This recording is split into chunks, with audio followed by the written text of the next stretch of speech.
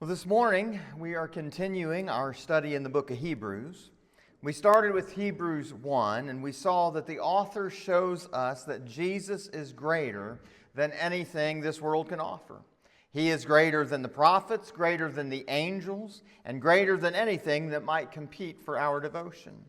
The message of Hebrews chapter 1 was simple. When we see Jesus clearly, we discover that He is worthy of our complete trust and allegiance.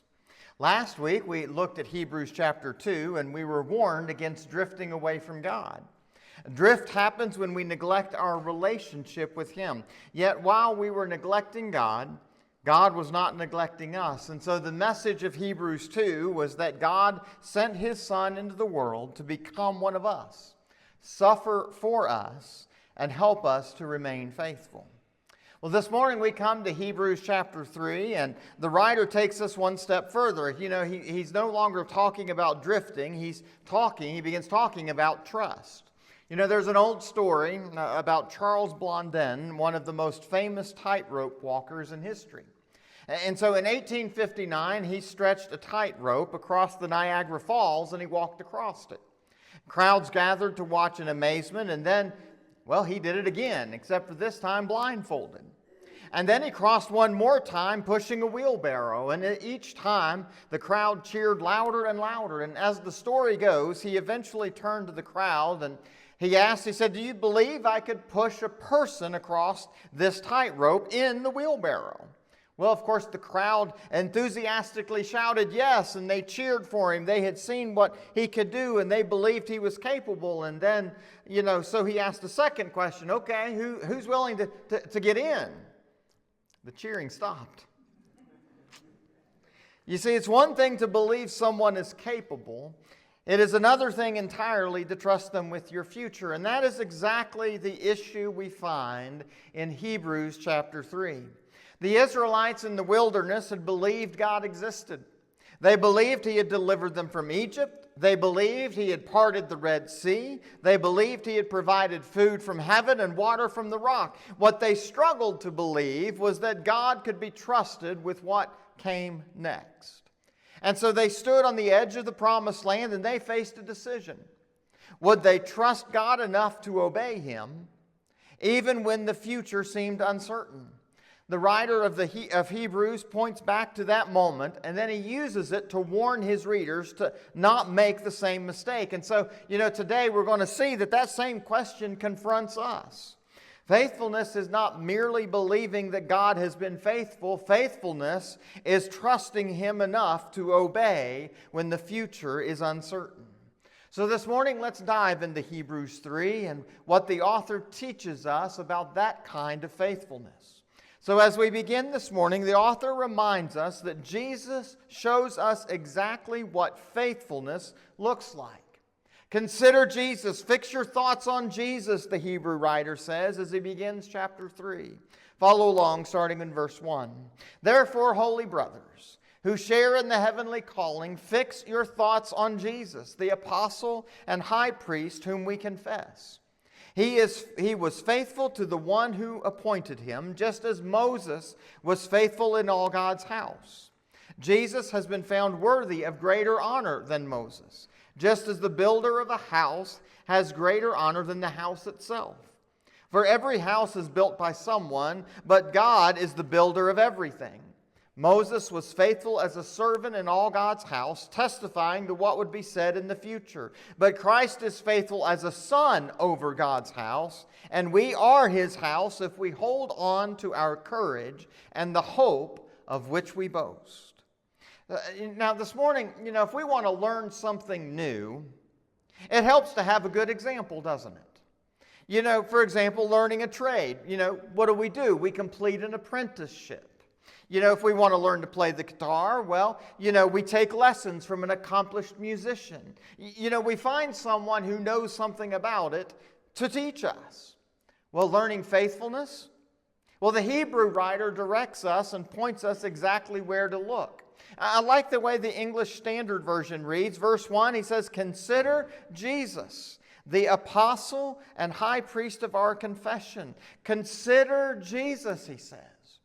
Fix our thoughts on Jesus. Really pay attention to Jesus. Take note of Jesus carefully. If we want to understand what it means to be faithful, look sincerely at Jesus. Why? Because Jesus was faithful to God his Father. He was faithful when men misunderstood him. He was faithful when mankind rejected him. He was faithful when the religious leaders opposed him. He was faithful when all of the crowds turned away. He was faithful all the way to the cross. When he stopped and prayed in the Garden of Gethsemane, he knew exactly what was coming. He knew the suffering. He knew the humiliation. He knew all of the different types of pain he would be suffering, and yet he still surrendered. He was faithful. He prayed, "Not my will, but yours be done." Faithful until the end. You see, faithfulness is trusting God enough to obey even when the future is uncertain or difficult. Jesus trusted the Father completely. But you know, what's one example when we can have two? The writer of Hebrews turns to the Old Testament, to Moses, one of the great heroes of the faith. You know, Moses confronted Pharaoh. Moses led God's people, led Israel out of Egypt. Moses received the law from God directly. Moses faithfully served God's people for decades.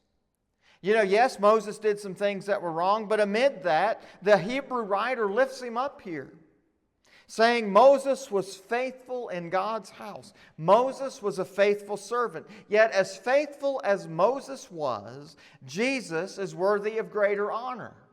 Why? Because he is not just in God's house, he is over God's house. He has the authority. He has the control. You know, it's kind of like that Moses was a servant in the house. Jesus is the owner's son. A big difference, isn't it? Moses belonged to the house. Jesus built the house. Moses pointed people toward God. Jesus is God. As great you see as Moses was, Jesus is greater. You see, the author is not diminishing Moses at all. What he is doing is lifting Jesus up, and that matters today because our faithfulness ultimately depends on where we place our focus. If we spend all of our time looking at our circumstances, we'll find reasons to be afraid. If we spend all of our time looking at the obstacles in front of us, we will find reasons to doubt. If we spend all of our time looking at ourselves, we'll discover our own weaknesses. But when we consider Jesus, when we fix our thoughts on Jesus, we find the perfect example of faithfulness. He trusted the Father when the road ahead led to suffering. He obeyed when obedience was costly. He remained faithful when everything and everyone around him would have encouraged him to quit. And because he remained faithful, he becomes both our example and our Savior. The writer concludes by reminding us that we are God's house. We are God's house if we hold fast. If we hold fast to our confidence and our hope in Jesus. Hold fast, he says. Keep trusting. Keep believing. Keep following. You know, the road may not be easy. The future may not be clear, but Jesus has already walked the path of faithfulness before us. He is our example and our source of hope. So Jesus is our example of faithfulness. The writer then, second this morning, shows us an example of unfaithfulness. Israel shows us what unfaithfulness looks like. So let's pick up in chapter 3, verse 7. The writer says, "So as the Holy Spirit says, today, if you hear His voice, do not harden your hearts as you did in the rebellion during the time of testing in the desert, where your fathers tested and tried me, and for 40 years saw what I did. That is why I was angry with that generation. And I said, their hearts are always going astray, and they have not known my ways. So I declared an oath in my anger, they will never enter my rest." For a moment, the Hebrew writer steps back into the Old Testament. You know, we know all about this story, the story of how God's people ended up in Egypt. You know, it started with Joseph being sold into slavery into Egypt by his brothers. After he endured suffering and trials, he ended up second in command of all of Egypt, and where he was able to save his family from the famine that came across the land. So his family moves to Egypt, and years pass. Decades, centuries passed, and the Israelite population grew to a large, very large number. They outnumbered the Egyptians. And so the Egyptians began to be afraid of them, and so they began enslaving the Israelites in Egypt. And so that goes on for a while, and then God raises up Moses to bring them out. And by God's mighty hand, they crossed the Red Sea, leaving the Egyptians behind to drown. They were free. They had been freed. They were on their way to God's promised land, but along the way, they started grumbling and they started complaining. And again, God provided. He gave them daily food so they didn't have to go out and hunt or search or do anything like that. Everything was provided, food and water, everything that they would need. God even provided how they were to live and what they could do to prosper and how He wanted to have a relationship with them through the Old Testament law. But guess what? They grumbled again. And it continued until they made it to the edge of the promised land. It was time to go and to check out their new home. God had protected them, you see. God had guided them. He had led them. And so the spies were sent into the land with instructions to bring back a report of what it was really like in this new land. It had to be great, right? After all, God was giving this land to them. Look how far God had provided and everything He had done for them all along the way so far. And so the spies returned carrying evidence of God's blessing. The land was everything that God had promised it would be. It was a land flowing with milk and honey. The fruit was abundant. Yet 10 of the spies could only see the obstacles. There were giants in the land. The cities are fortified. We cannot do this. It's impossible. We got to turn around and go back. We're done. You know, Joshua and Caleb saw the very same giants. Joshua and Caleb saw the very same cities. The difference was not what they saw. The difference was what they believed about God. God had brought them to this point, and God had promised to give them the land. God will do it, they said. You see, the problem was never about the giants. The problem was not military strength. The problem was not God's ability. The issue was a matter of trust. God was speaking to Israel. He had made a promise. He had provided His faithfulness time and again, and yet they refused to trust Him. But before we get too hard on the Israelites and start condemning them, folks, we do the very same thing today. We wander around our own wilderness, searching for our own way, on our own strength. God calls us to trust Him, but we would rather rely on our own plans. God makes a promise, but we focus on the obstacles. God points us in a direction, but we would rather choose our own path because we're not listening. It's kind of like a story that I read about one summer that an annoyed senior citizen from Richmond Heights, Missouri, hung up the phone on President Ronald Reagan. He didn't do it just once. He did it half a dozen times. The elderly gentleman didn't knowingly refuse to talk to the chief executive. He just didn't believe it was actually the president calling him. And so he was sure that someone was pranking him. And finally, the Southwestern Bell operator and a neighbor finally convinced him that it was the real thing, that it really was the president. And as a result, the man had the privilege of chatting with the President Reagan, for at least 15 minutes. Now, folks, what a blessing it would be to get a phone call from the President of the United States. And folks, really, truly, to get the President of all presidents, Ronald Reagan, how cool would that be? Sometimes the greatest opportunities are missed because we don't realize who is speaking. Israel missed God's promise because they would not trust the one who was speaking. And like the Israelites, we too miss the opportunities for God's blessings, the blessings He has for us when we refuse to hear Him and trust what He says. On the other hand, what a blessing it is when we obey the author of the letter and we truly hear God's voice, when we trust Him to do as He promises. You see, God is speaking to us today. He directs us and He says, "Trust me." What's going to be our response? Will we trust? Or will we fear the future? Do we harden our hearts? Do we resist? Sadly, we believe God has been faithful, but we don't trust Him enough to obey going forward.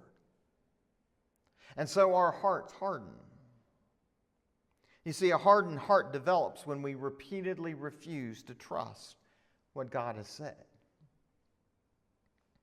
Well, the Hebrew writer third goes on to teach about unbelief. You see, unbelief is the enemy of faithfulness.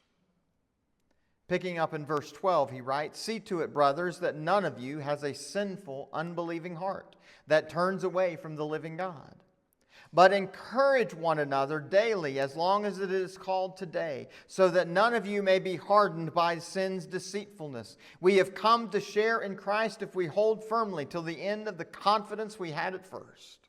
As has just been said, today, if you hear His voice, do not harden your hearts as you did in the rebellion." Rabbi Zacharias tells the story of a man who went to school at Wheaton College in Illinois with Billy Graham. And so this man later went on in his career to go into politics. And he was pretty popular, and he rose to become the Prime Minister of Canada. In the process of his way to fame and to popularity and power, he began to sacrifice some of his ethics and morals, as many politicians do. He had an affair with another woman. He divorced his wife and he married a second wife that wasn't even the person that he had the affair with. And so, goes on for a while, and he begins to realize that his faith didn't match what he was doing. So instead of getting his life right, he decided, well, he's going to come up with a different faith and promote an alternative faith. He promoted that, faith is just what it is, and all roads lead to God, so it really doesn't matter, right? He even encouraged others to follow in that path. He promoted that kind of theology and thinking in the United Nations, saying that, that's one way we can have world peace. We all should just accept each other's faith and, not speak against each other, not criticize it. Oh, because all faiths lead to God.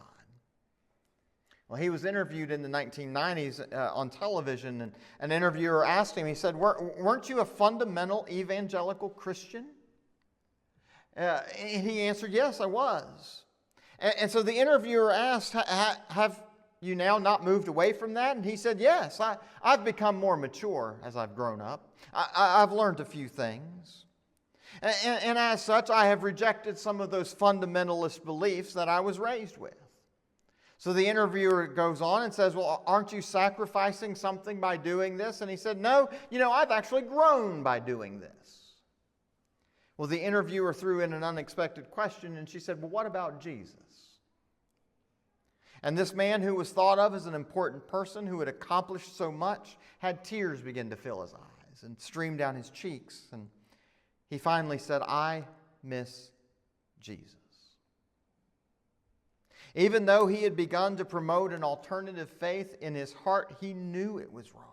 He knew that he had put a barrier between himself and Jesus. Despite all of his success, despite all of his influence, despite all of his accomplishments, he knew something was missing. I miss Jesus. Folks, that's the tragedy of unbelief. It slowly pulls our hearts away from the one we need the most. And that's exactly what the Hebrew writer is warning, allowing an unbelieving heart to pull us away from God. Some translations start verse 12 with the words, take care, brothers, take care. In other words, watch out for one another. Help each other. Do not allow unbelief to draw your hearts away from God.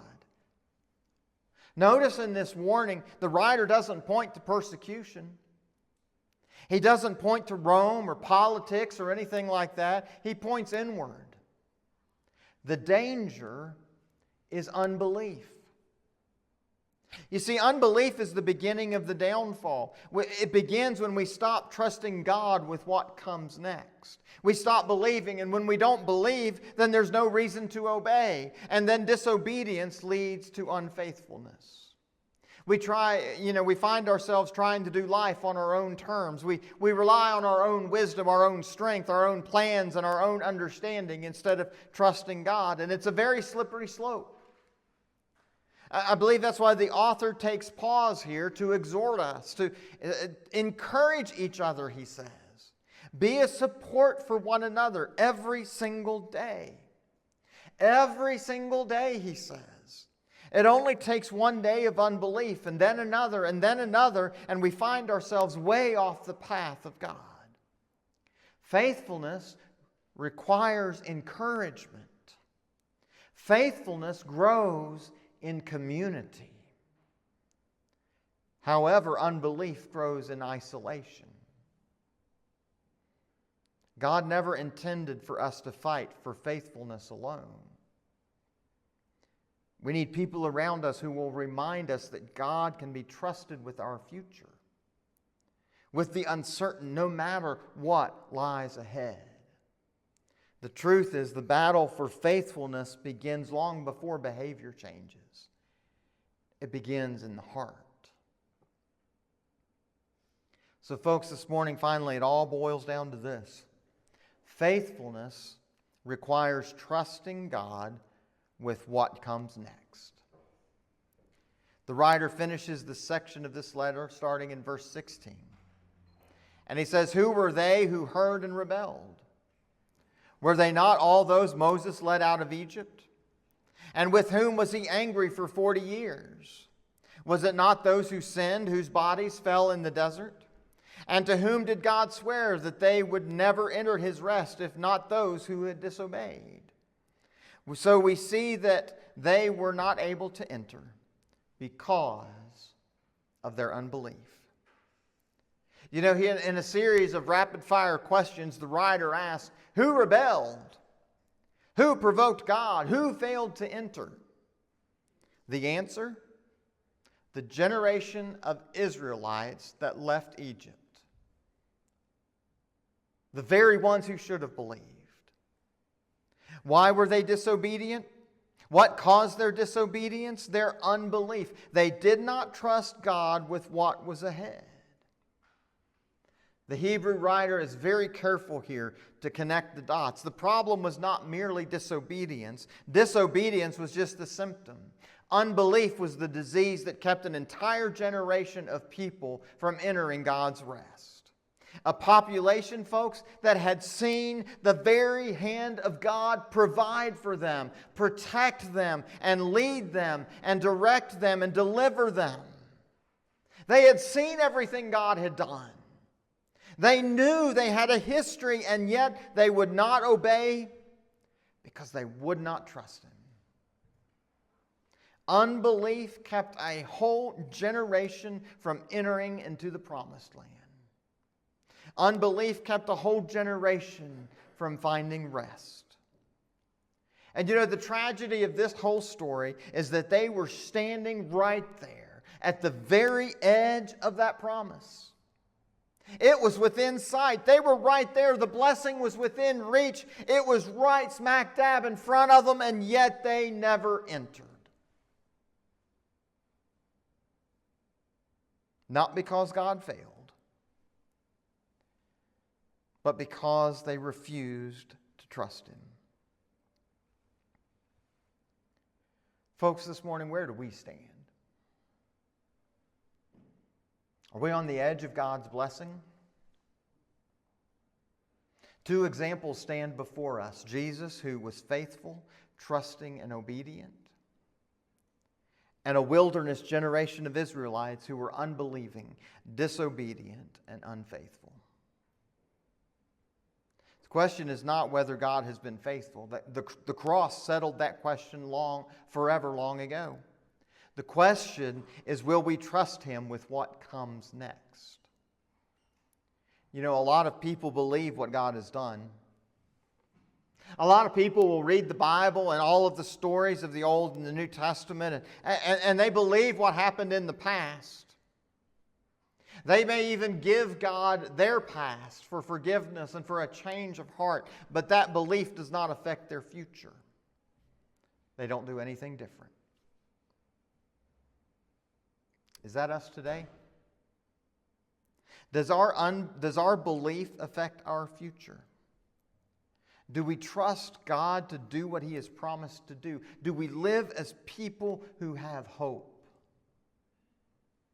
Are we faithful today?